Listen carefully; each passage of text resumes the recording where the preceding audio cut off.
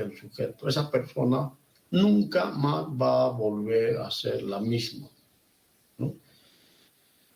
En cambio, si esa persona que ha sido ultrajada, ha sido abusada, ha sido maltratada, pero pues recibe un tratamiento psicológico, entonces la persona puede un poco modificar ese mal pronóstico que surge de estos tipos de problemas que a veces son impredecibles. No sabemos en qué momento uno puede tener alguna situación de esta naturaleza. También el ciclo vital permite integrar el desarrollo del individuo con el de la familia, y al estudiar cómo engranan y se interconectan los ciclos vitales de los individuos que conforman el sistema familiar. En el ciclo vital, en una familia, nosotros tenemos personas de diferentes edades, ¿no? Hay, por ejemplo, los papás, que son personas adultas, a veces hay los abuelitos con los que convivimos, también a veces los hermanos mayores, que pueden ser ya jóvenes, otros que son adolescentes y otros que son niños. Entonces, aquí hay una integración de varias edades, de varias etapas del desarrollo, ¿no? Y nosotros engranamos, o sea, trabajamos con un engranaje, aunque en ciertas ocasiones pueden haber rivalidades entre hermanos. Un adolescente con un hermano mayor que ya es joven, ¿no? O dos adolescentes que no se pueden ni ver en la casa, pero entonces que no engranan en esta dinámica familiar. Entonces, este tipo de alteraciones se producen cuando hay estas alteraciones en el ciclo vital de los individuos, ¿no? Y que van a conformar el sistema familiar. Cuando es una familia normal, entonces todo engrana. Es como un motor y un engranaje que va funcionando, y al final, cuando toca ser personas mayores, la relación es muy armoniosa. Las personas adultas que han vivido en un ambiente agradable, en un ambiente con mucho afecto, donde los sujetos se han llevado bien, los hermanos. Entonces, cuando son adultos, se buscan, se ayudan, ¿no? Se solidarizan cuando tiene alguien algún problema.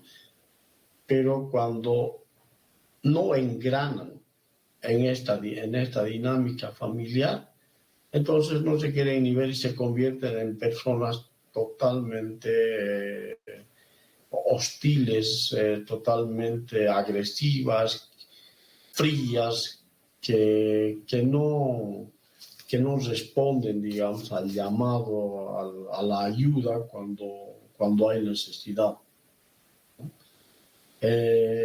Cuando estas alteraciones en el ciclo vital, generalmente por el maltrato, a veces los adolescentes los maltratan a los niños, o los jóvenes los maltratan a los adolescentes, o los padres los maltratan tanto a los niños como a los adolescentes. Entonces, esto va a generar un quiebre, una alteración en todo este proceso de desarrollo.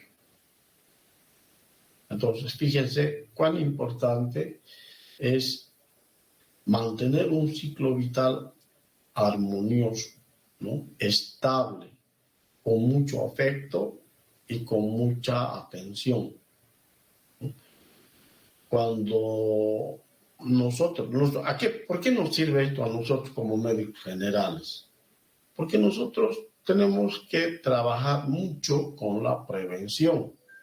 Inclusive aquellos que van a ser médicos familiares, aquellos que van a ser ginecólogos, pediatras o lo que sea, tenemos que también trabajar desde el punto de vista preventivo, porque si no enseñamos esto a la gente va a seguir repitiendo y vamos a llegar a conformar sociedades totalmente desadaptadas, ¿no? Como existen en otros países, inclusive en el nuestro.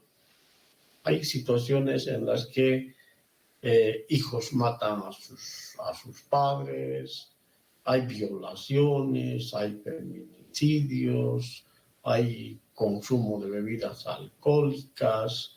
Entonces hay una serie de alteraciones que son prácticamente producto de esta falta de prevención que nosotros como médicos estamos en la obligación de hacer, ¿no? Todo médico general tiene que saber la importancia de un desarrollo armónico durante el ciclo vital. ¿Para qué? Para llegar a una adultez y a una vejez totalmente diferente a la que a veces nosotros nos enfrentamos, ¿no? Vemos ancianos que sufren, ancianos abandonados, padres totalmente depresivos, consumidores de alcohol, de bebidas alcohólicas. Entonces, todo esto nos sirve para tratar de mejorar, ¿no?, el futuro mental, digamos, de las personas, ¿sí? Ahora, el ciclo vital está constituido entonces por varias etapas. Hemos dicho que en la fase embrionaria, que va de la concepción, ¿no?, hasta las 8 semanas, podemos considerar un embrión desde el momento en que el óvulo y el espermatozoide se han unido y han aportado ambos cromosomas. Entonces, hasta las 8 semanas, más o menos hasta los 2 meses de edad, 2 meses de vida intrauterina, podemos considerar la fase embrionaria, ¿no? Consideramos el feto desde las 8 semanas al momento del nacimiento, ¿no? Consideramos la lactancia del nacimiento hasta los 15 meses, o sea, 1 año y 3 meses, ¿no? La primera infancia desde los 15 meses, 1 año y 3 meses, hasta los 2 años y medio. El periodo preescolar desde los 2 años y medio hasta los 6 años, el preescolar. Y los años intermedios desde los 6 hasta los 12 años. Esta es la etapa en la que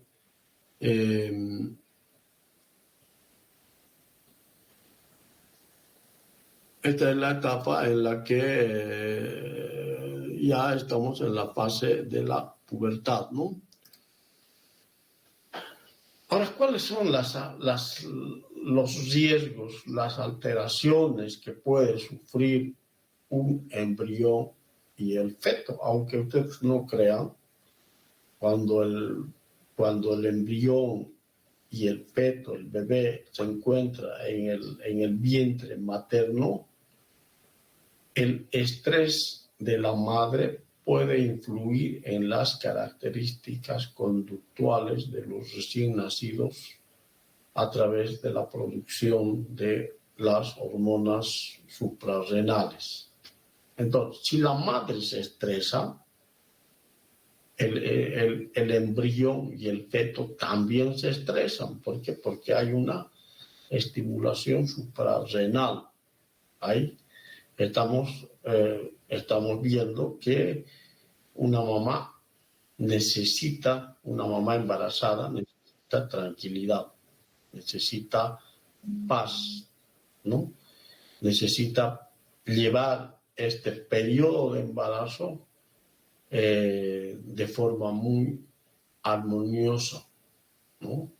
Con mucho aporte afectivo. ¿Por qué?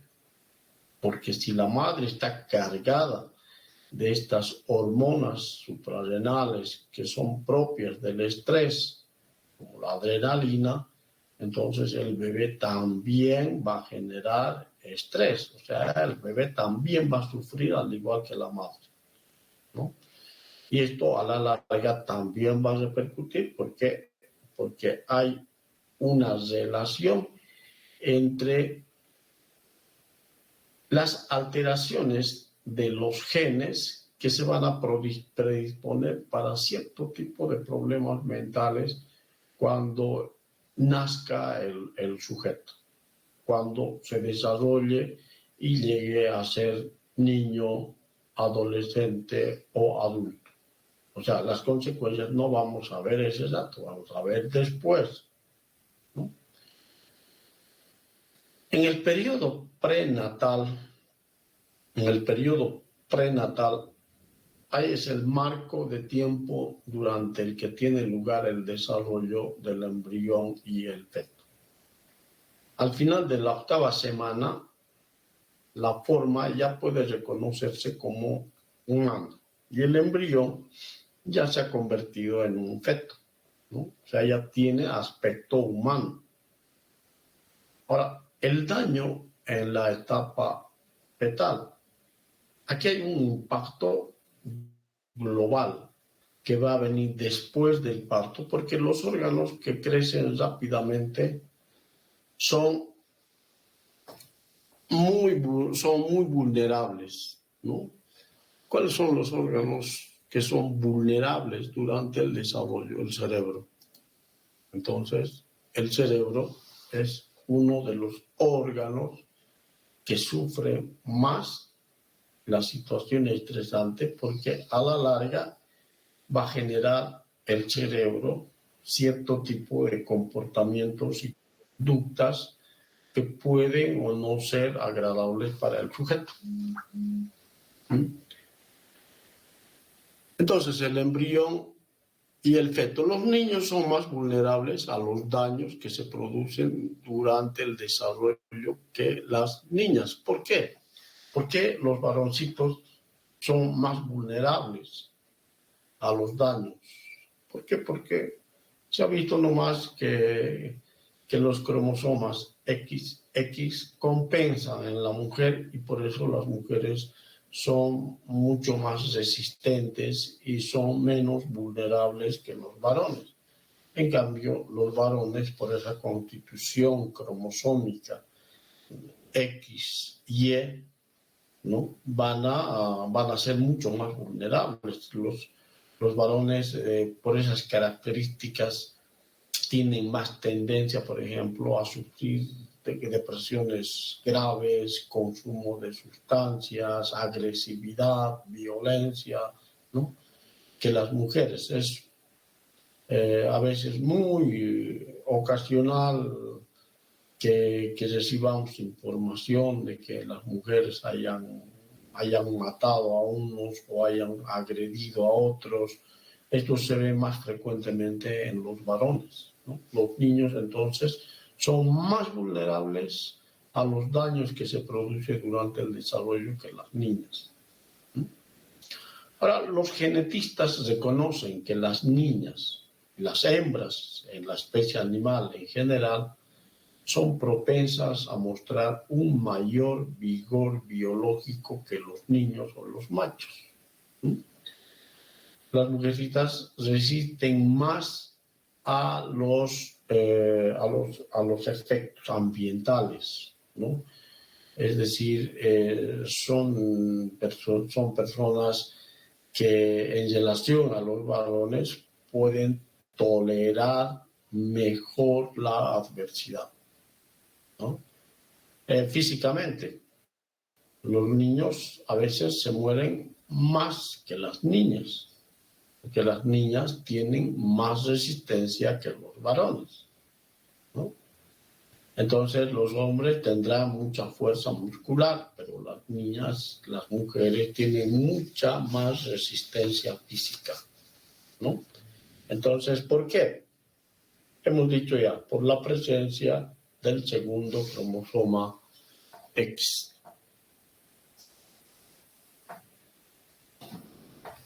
En la vida fetal, ahí hemos dicho una gran actividad biológica, ¿no? Todo se está desarrollando, todo está creciendo, ¿no? Entonces, aquí hay implicados en varias conductas necesarias para la adaptación fuera del vientre materno. El cuerpito del feto se va preparando para hacerse un poquito más independiente cuando sea expulsado del vientre materno, ¿no? Durante la vida fetal es muy común observar la succión del pulgar o de los dedos en los fetos, ¿no? Hay ahora con las pruebas de ecografía, nosotros podemos observar niños o bebecitos o fetos que están chupándose el dedito pulgar o los dedos, ¿no? O tienen flexionado el cuerpito y después se extienden, y es decir, adoptan también posturas, ¿no? Y la misma cabecita está en una posición, digamos, diferente, ¿no? Entonces, en la vida fetal hay una gran actividad biológica, los movimientos y todo eso. También la conducta, las embarazadas son muy sensibles a los movimientos prenatales, ¿no? Las mamás ya sienten los golpes del vientre materno, ¿no? Por los reflejos que produce el feto, ¿no? Y a veces también las mamás los describen a los hijos cuando son mamás que han tenido más de un hijo, entonces hacen comparaciones y dicen, pues el mayorcito era muy tranquilo, pero el segundo o la segunda es muy inquieta, muy hiperactiva, ¿no? Se mueve mucho más, golpea mucho más que el anterior. Entonces hacen descripciones, ¿no? Y esas ya son rasgos de la conducta que va a asumir el pequeño ser. Cuando un bebé es más tranquilo y no se hace notar mucho durante el embarazo, pues a la larga pues podrá ser un niño más tranquilo, un adolescente tranquilo y un adulto más tranquilo. Pero si es muy inquieto y patea y golpea y la madre se queja de que ha sido mucho más difícil, digamos, el embarazo que el anterior, entonces ese personaje a la larga será un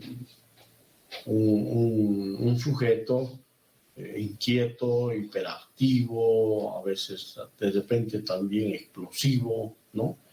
Entonces será totalmente diferente. Entonces ahí ya se va observando ciertas particularidades de las características de conducta que va a tener el nuevo ser, ¿no?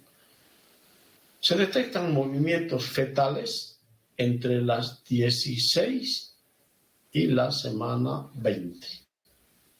16 semanas implican 4, 8, casi a los 4 meses, ¿no? Entonces ya se pueden detectar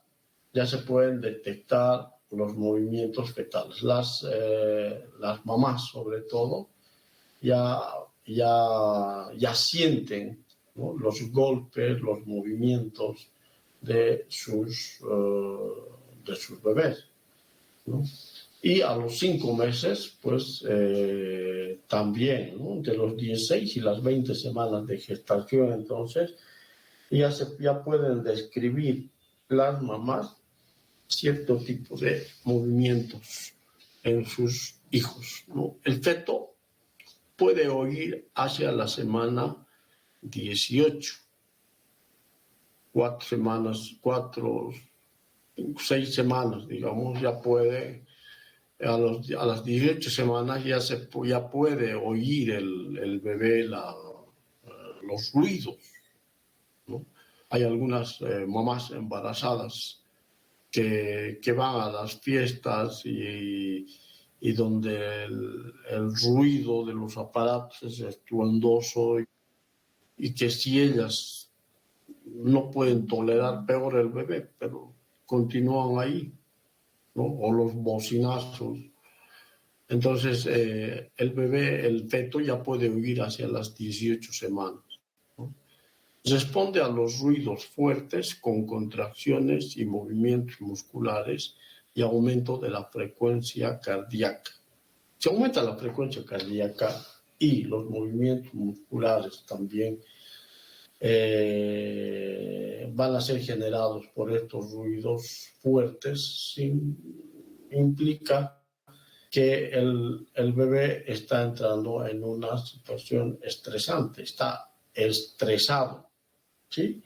Y si está estresado es porque está con hormonas del estrés, es decir, la norepinefrina, la adrenalina, ¿no? Entonces todas estas hormonas que va generando, que va produciendo la madre, también van afectando al bebé, ¿no? Al feto.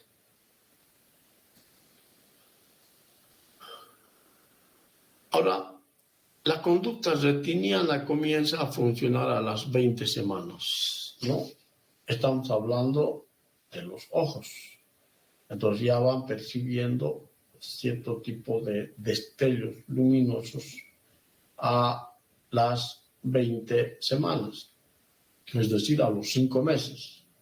Los párpados se van a abrir a los 7 meses y van a desarrollar también el olfato y el gusto. Los reflejos encontrados intrauterinos y tras el nacimiento.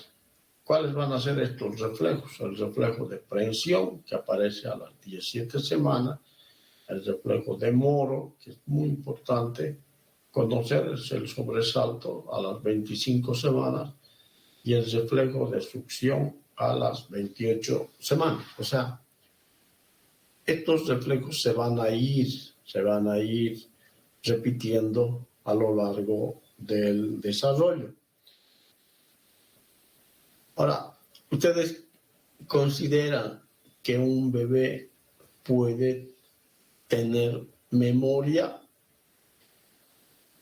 El cerebro del bebé está en constante aprendizaje, ¿no? Los movimientos repetitivos son producto de la memoria que ha tenido o es producto del desarrollo del cerebro del feto, ¿no? Que ha ido acumulando información y eso va generando o va provocando lo que es la memoria. Un movimiento repetitivo es simplemente memoria. El hecho de llevarse el dedito a la boca varias veces durante el día en el bebé significa que ha grabado esa sensación agradable de chuparse el dedo, ¿no? O los movimientos de flexión, de extensión durante la vida intrauterina. Son movimientos repetitivos, producto de qué? De que se ha grabado eso en la memoria, en el cerebro, y se están repitiendo porque de repente el bebé siente necesidad de hacerlo, ¿no?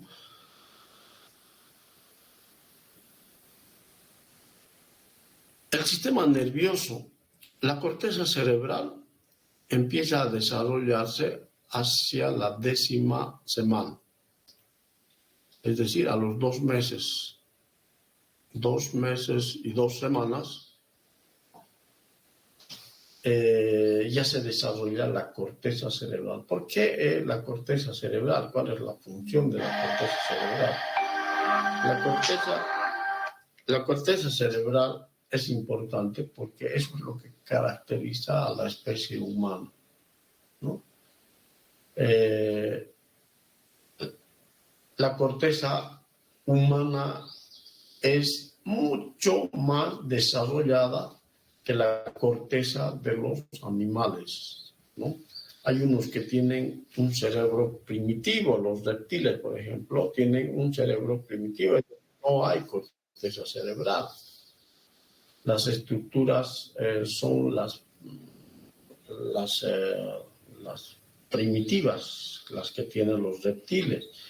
Los mamíferos ya van teniendo algo de corteza, pero no es igual a la que se presenta en los humanos. Los humanos tienen una corteza cerebral mucho más desarrollada que cualquier otra especie, ¿no? Especie viva. Y nuestra corteza, y eso es lo que nos caracteriza a los humanos, nuestra corteza aparece hacia la 10ª semana, se va desarrollando entre la 10ª semana. Pesa 350 gramos al nacer, estamos hablando del cerebro, ¿no? Y 1450 gramos el desarrollo completo del adulto, ¿no? O sea, un cerebro de un bebé, 350 gramos al nacer y 1450 gramos el desarrollo completo del adulto. La cuadruplicación se produce a expensas del neocórtex. O sea, todo va desarrollando ya en el futuro a través de la corteza cerebral. La corteza cerebral va creciendo, ¿no?, mucho más acentuadamente que en las otras especies. ¿Por qué? Porque ahí se encuentran factores muy importantes como la conducta, la memoria, la inteligencia, ¿no? En el neocórtex están ubicadas funciones que prácticamente caracterizan a la especie humana. Ahora, dentro de la misma especie humana existen personas que tienen una corteza mucho más desarrollada que otros, ¿no? Las personas con tendencia a la vida intelectual, obviamente que van a tener una corteza mucho más desarrollada que los que no se dedican a este tipo de actividad. Se ha visto, por ejemplo, en un estudio que las personas que tienen enfermedad de Alzheimer, en los que la corteza cerebral se va atrofiando y va perdiendo millones de neuronas, se ha visto que la lectura hace que por lo menos hayan nuevas reconexiones entre neuronas para mejorar la memoria.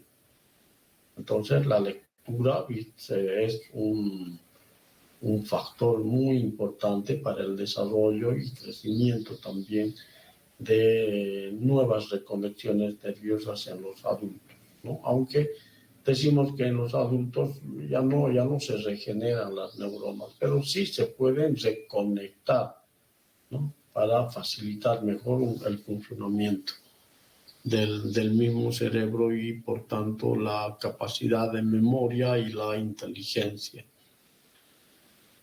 El incremento se debe al crecimiento del número y la ramificación de dendritas que establecen nuevas conexiones, ¿no? Cuando el sistema nervioso de los bebés está en pleno proceso de desarrollo, ¿no?, entonces aquí las dendritas van a seguir creciendo como las raíces de una plantita y van a ir buscando nuevas conexiones entre dendritas para facilitar el flujo del estímulo nervioso y, por tanto, mejorar mucho el funcionamiento del cerebro. ¿Mm?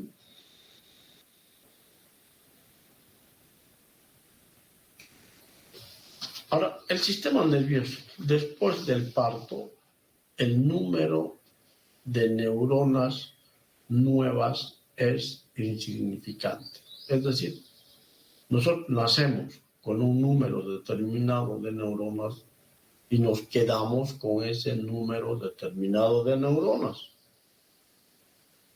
Pero, ¿qué factores pueden influir para que nosotros tengamos más neuronas y hayamos desarrollado más neuronas? Uno también puede ser el factor genético. Se ha visto que hijos de padres inteligentes van a tener hijos inteligentes. ¿Mm? Los factores ambientales, es decir, si la madre ha estado estresada constantemente, ha estado desnutrida, obviamente que va a tener un producto con serias deficiencias. ¿Mm? Si una mamá ha estado muy tranquila, se ha alimentado muy bien y ha tenido un periodo de embarazo sumamente agradable, entonces lo más probable es que ese su bebé, su hijo, a la larga tenga pues mucho mejor calidad de vida y mejor capacidad, sobre todo para aprender y resolver problemas, lo que conocemos como inteligencia. Ahora, las contracciones uterinas contribuyen al desarrollo neuronal del feto al hacer que la red neuronal reciba y transmita impulsos sensoriales. Ustedes saben bien, y van a llevar esto en ginecología y en obstetricia, que las mamás tienen contracciones uterinas. Y estas contracciones uterinas van a contribuir al desarrollo de las neuronas del feto, ¿no? Al hacer que estas redes neuronales reciban y transmitan impulsos sensoriales, ¿no? Entonces, existen periodos en los que las mamás sienten que hay contracciones uterinas. Hay algunas que pueden llegar al extremo y pueden estar generando amenazas de aborto, ¿no? Pero las contracciones uterinas tienen también esa utilidad, ¿no?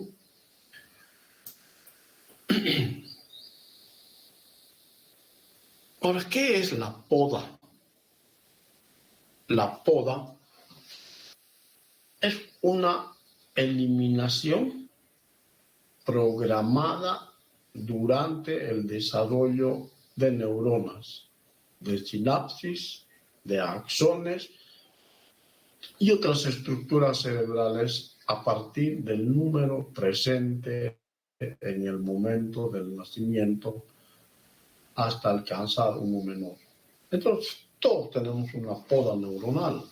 Es una eliminación programada. Hay neuronas que no tienen utilidad, que son débiles, que no son aptas para el funcionamiento. Estas neuronas tienen que morir. Están programadas para morir antes. Entonces, esa es la poda, es una eliminación programada. Todo lo que no sirve se elimina. Y esa es la poda. Y estas implican a las neuronas, ¿no? Las sinapsis a través de las dendritas, los axones y otras también estructuras cerebrales. Entonces, lo que no sirve se desecha. Hay algunas que tienen que morir de forma programada, ¿no? Y van sobreviviendo las mejores. Es lo que ha explicado Darwin, ¿no? Las leyes de Darwin, donde indican que los más aptos sobreviven en el mundo animal. Lo mismo pasa en el cerebro. Los más aptos las neuronas más aptas van a sobrevivir. Algunas neuronas existen para producir factores neurotrópicos o de crecimiento programados para morir en el proceso que se conoce como apoptosis, cuando ya se han cumplido o ya se ha cumplido su función. Entonces, durante el desarrollo del cerebro hay algunas neuronas que sí tienen que vivir, pero tienen un periodo de vida nada más. Y este periodo de vida tiene que tener un fin. Y cuando esta neurona o este grupo de neuronas se muere de forma programada, conocemos con el nombre de apoptosis, es decir, la neurona ha llegado a su fin después de haber cumplido un corto periodo de vida. ¿Sí? Entonces, la apoptosis sería todo esto. No sé si tienen alguna pregunta o alguna duda para parar ahí y continuar la próxima clase.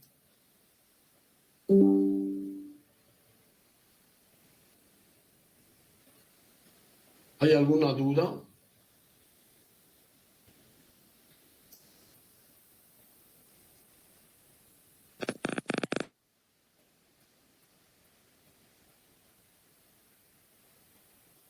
¿Tienen preguntas? No, doctor. Bueno, entonces a él le vamos a pedir que haga la lista y que me entregue mañana, pues. Sí, doctor, mañana le entrego. Ya, entonces, vamos a quedar aquí en apoptosis y si quieren complementar más esto, pues ahí el Kaplan está disponible en la biblioteca de la facultad y pueden, aquellas personas que les interese pueden revisar un poquito. También en el internet hay mucha bibliografía, ahora tenemos esa facilidad de poder encontrar muchos libros digitales que nos pueden explicar mejor. Conocer el funcionamiento del sistema nervioso es realmente apasionante porque todo está relacionado con nosotros mismos, ¿no? Y además es una de las especialidades que más rápidamente está desarrollando por las investigaciones en todo el mundo. Bueno, entonces nos vamos a ver la próxima clase a la misma hora y les voy a pedir que por favor me sigan colaborando con esto del enlace. ¿Listo? Está bien, doctor. Muy bien, entonces yo les voy a mandar, una vez que terminemos todo esto del ciclo vital, a ver si les mando el resumen para que ustedes puedan tenerlo y les pueda servir de guía para que puedan estudiar. ¿Ya?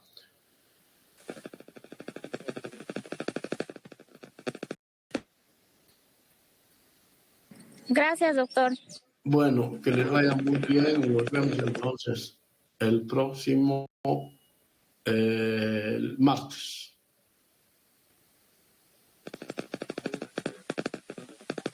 Que son banales.